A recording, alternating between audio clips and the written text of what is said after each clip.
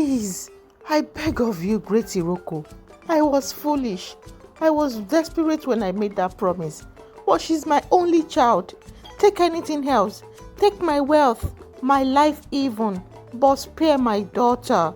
The forest responds with a low menacing rumble. The Iroko tree's voice echoes from the wind, deep and ancient.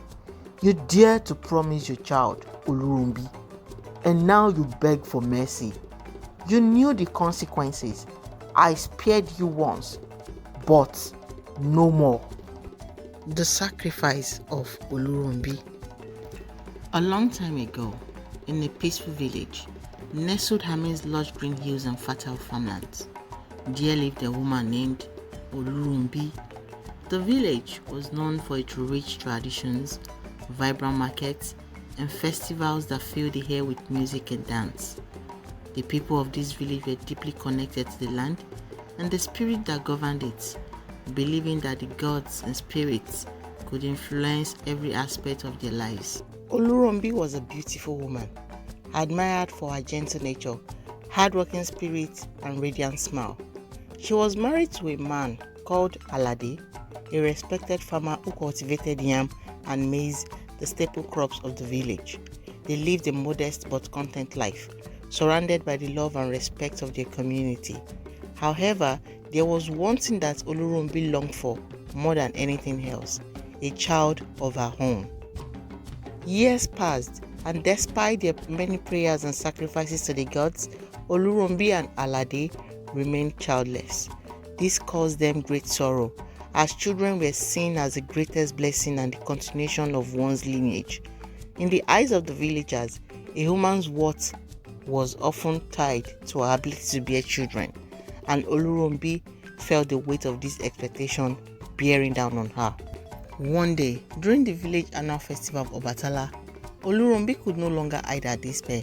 As she watched other women dance joyfully with their children, her heart ached with longing. She excused herself from the festivities and wandered deep into the forest, away from the sounds of celebration. The forest was a place of mystery, where spirits dwelled in the ancient trees, rivers, and rocks. The villagers often spoke of the Roo Tree, a massive ancient tree believed to house a powerful spirit. The Iroko tree stood tall and imposing, with roots that twisted and turned like the veins of the earth itself. Its leaves were always green, even in the dry season, and it was said that the tree would grant wishes to those who were brave enough to approach it. However, the villagers knew that the Iroko tree was not to be trifled with. Its gift came with a price. Oluronbi, driven by desperation, approached the tree.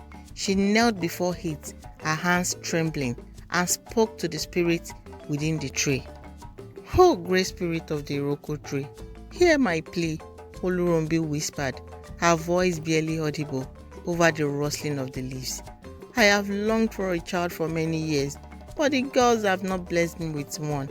I beg of you, grant me a child, and in return, I'll offer the child back to you as a sign of my gratitude." As soon as Oluronbi finished her plea, the forest grew eerily silent. The birds stopped singing, and the wind ceased to blow. Suddenly, the tree creaked and groaned, and Oluronbi felt a shiver run down her spine. She knew the spirit of the Iroko tree had heard her. "Your wish shall be granted," a deep, resonant voice echoed from within the tree. "But remember, Oluronbi, a promise made must be kept. The child you desire shall be yours, but when the time comes, you must return the child to me." Oluronbi, overcome with joy and desperation, nodded vigorously. Yes, I promise. I'll return the child to you," she swore, her heart full of hope. True to the spirit's word, Oluronbi soon found herself with child. The news spread quickly throughout the village, and the people rejoiced with her. The women sang songs of praise to the gods, and the men prepared for the celebrations that would accompany the birth of Oluronbi's child. Even the village elders, who were known for their stern demeanor, smiled warmly at Oluronbi and Alade. 9 months later, Oluronbi gave birth to a beautiful baby girl. The child was perfect in every way, with soft skin, bright eyes, and a cheerful disposition. Oluronbi named her Abike. She was overjoyed and quickly became the most doting mother in the village. Abike brought immense happiness to Oluronbi and Alade, filling their home with laughter and love. As Abike grew, she became the light of Oluronbi's life. The bond between mother and daughter was strong, and Oluronbi's love for her daughter grew with each passing day. The villagers marveled at how devoted Oluronbi was to her child. But as the years passed, Oluronbi began to forget the promise she had made to the Iroko tree. The memory of that fateful day in the forest faded, replaced by the joy and fulfillment that Abike brought into her life.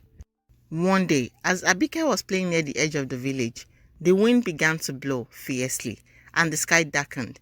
The once vibrant and joyful atmosphere of the village turned somber, and the villagers knew something was amiss. The Iroko tree, which had stood silently for so long, was awakening. Suddenly, the spirit of the Iroko tree appeared before Oluronbi. It was a towering figure, both awe-inspiring and terrifying, with eyes that seemed to pierce through her soul. The spirit's voice echoed through the village, sending chills down the spines of those who heard it. Oluronbi, the spirit boomed. You have forgotten the promise you made to me. I have come to collect the child you swore to return. Oluronbi's heart sank. The memory of her vow to the Iroko tree came rushing back, and she fell to her knees, tears streaming down her face. Please, Great Spirit, spare my daughter, she begged. I will offer you anything else, gold, livestock, my own life, but please do not take my child. The spirit of the Iroko tree was unmoved by Oluronbi's plea. A promise made must be kept, Oluronbi, the spirit replied coldly. Your daughter belongs to me. Desperate, Oluronbi ran to the village elders, hoping they could intervene on her behalf. The elders were wise and knowledgeable about the ways of the spirit, and Oluronbi believed they might find a way to save Abike. The elders listened to Oluronbi's story, their faces grim as they realized the gravity of the situation. You have made a grave mistake, Oluronbi, said the eldest of the elders. The spirits are not to be taken lightly, and the Iroko tree is among the most powerful of them all. However, we will try to reason with the spirit. The elders gathered around the Iroko tree, chanting ancient incantations and offering sacrifices to appease the spirit. They spoke to the spirit in respectful tones, asking it to show mercy and allow Oluronbi to keep her daughter, but the spirit was adamant. Oluronbi made a vow, and that vow must be honored, the spirit declared. If she breaks this promise, she will face dire consequences. Realizing there was no way out, Oluronbi decided to take matters into her own hands. That night, while the village slept, she went back to the Iroko tree with Abike in her hands. Her heart was heavy with sorrow, but she knew she had to fulfill her promise. She knelt before the tree once again, tears streaming down her face as she cradled her daughter close. Great Spirit of the Iroko tree, Oluronbi sobbed, I have come to fulfill my promise. Take my daughter as you have demanded, but please spare her life. Let her live on in your care. The spirit of the Iroko tree, seeing the depth of Oluronbi's love and remorse, paused for a moment. It looked at the child, who was peacefully asleep in her mother's arms, unaware of the fate that awaited her. You have shown great care for your child, Oluronbi, the spirit said, its voice softer now. Because of this, I will not take your daughter's life. However, she will belong to me, and you will never see her again. She will live in the realm of the spirit, where she will be cared for and protected. Oluronbi nodded, her heart breaking as she kissed her daughter's forehead one last time. She laid Abike at the base of the Iroko tree and stepped back, unable to watch as the spirit took her away. The spirit of the Iroko tree reached out and gently took the child, who vanished into the trunk of the tree. The wind blew softly through the leaves, and the forest was silent once more. Oluronbi stood there, alone and grief-stricken, but knowing that she had done the right thing by keeping her promise. Over time, the story of Oluronbi and the Iroko tree became a cautionary tale, passed down from generation to generation in the village. It served as a powerful reminder of the importance of keeping one's promises, especially those made to the spirits and gods who govern the natural world. The tale also emphasized the deep and often painful sacrifices that could be required in fulfilling one's vows. Oluronbi herself became a figure of quiet reverence in the village. Though she had lost her beloved daughter, she was respected for her bravery and for ultimately doing what was right, even at great personal cost. She would often sit by the edge of the forest, gazing at the distant Iroko tree, wondering about Abike's life in the realm of the spirit. In her heart, Oluronbi hoped that her daughter was happy and safe, surrounded by the beauty and mystery of the spirit world. As the years passed, the Iroko tree continued to stand tall and strong, a silent sentinel watching over the village.